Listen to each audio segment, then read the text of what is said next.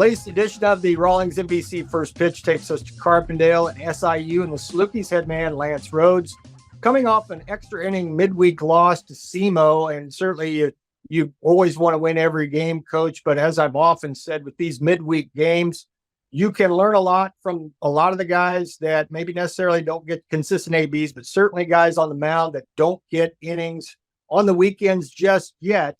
What did you take away from an 11-inning game that was actually a pitcher's duel all the way? I mean, it's just one of those games right now. I feel like every game that we play is super close. When you're kind of in a funk as a team, it just seems like everything's a nail biter. And right now we're in that kind of crossroads of our season where it's nobody's responsibility but our own as a team to figure this thing out. To play more consistent baseball, in every phase of the game, to be more consistent as far as coming out on the win-loss record. And, we still have plenty to play for. We've got a lot of season left. And, we've just been in a little bit of a rough stretch. But, we can look at ourselves and, we got to figure it out ourselves. We got to continue to work extremely hard at everything that we know that goes into winning baseball. And get this thing going again. Do you get the feeling that your guys are wavering a little bit as far as their confidence and trust in the process? Because I know every coach has a culture and a process. You hit a bump in the road. So what does it say about the Saluki Dogs right this second? Well, I mean, I definitely think we're going to find out how tough of a group we are. I mean, losing's tough on everything. I mean, losing, it'll beat you down in a multitude of ways. And that's why we've got to continue to stay together as a group. We got to continue to stay as positive as we possibly can. And, we honestly, we just got to get back to winning. I mean, winning is the cure for everything. And, that's why, it takes a strong group of kids. We got a mature, older group of kids. And, we got to continue to battle while things are not going our way right now. And, we can't make excuses or anything like that. We got to look ourselves in the mirror and figure it out ourselves. And, we've got a group of kids that I believe can do it. We just got to go out there on the field and get it done. Nathan Bandy had a long hitting streak snap, but he's been a really integral part of your offense. Matu Valet, one of those guys that's been around a while as well. You kind of lean on those guys to maybe take it upon themselves to, I don't know if necessarily players only meeting is necessary, but just to lean on them a little bit more because they're experienced. Yeah. I mean, I think our guys, I don't think it's a lack of effort or anything like that. It's just, typically, when you kind of go in a slump offensively, there's two or three guys that are hitting a rough spell while two or three are swinging the bats pretty good, and it kind of balances out. It just honestly feels like right now we're kind of in a funk. As an entire group.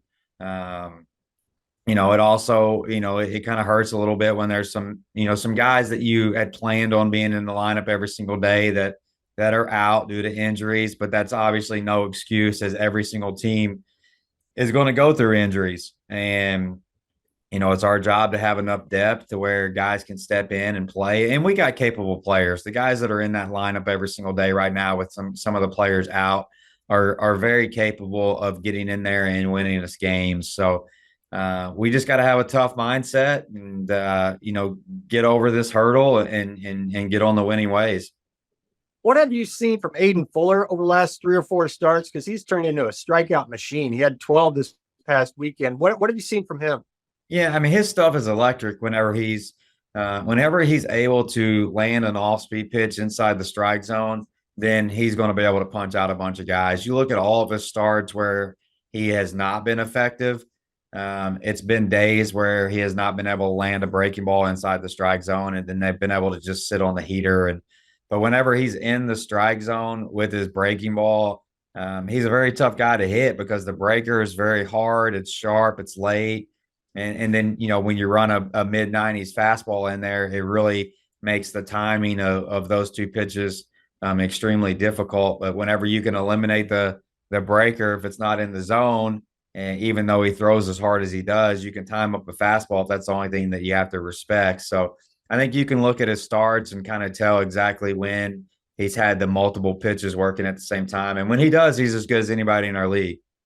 No question. So this weekend, if I had to circle a matchup as far as intrigue factor, you guys and Murray are way up there. There's only a couple of teams in the league that have won 20. Murray's one of them. You guys are knocking on the door, so I imagine you don't have to get your players' attention. They're 4-5 in the league. You guys are 4-5 in the league. There's a high degree of urgency coming up this weekend, wouldn't you say? Yeah, I think really for everybody. I mean, we're all bunched in there together. I mean, every single weekend it seems like the standings you could shift from 2 to 8, in just one swing of a weekend. And yeah, this weekend is going to be very important. We're at home. The weather's going to be tremendous. It's alumni weekend for us, so I'm sure we'll have a great turnout. And we need to get going.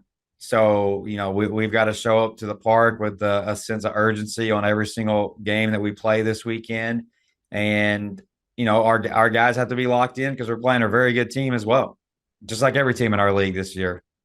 No doubt, no doubt. And in that 2-8 thing, as we get going through the kind of the stretch run of the Valley, you win the first two, there's okay, let's finish these guys off. And then if you lose the first two, you definitely need to say, okay, somehow we need to manage a way to keep from getting swept. And that's just basically league baseball, isn't it?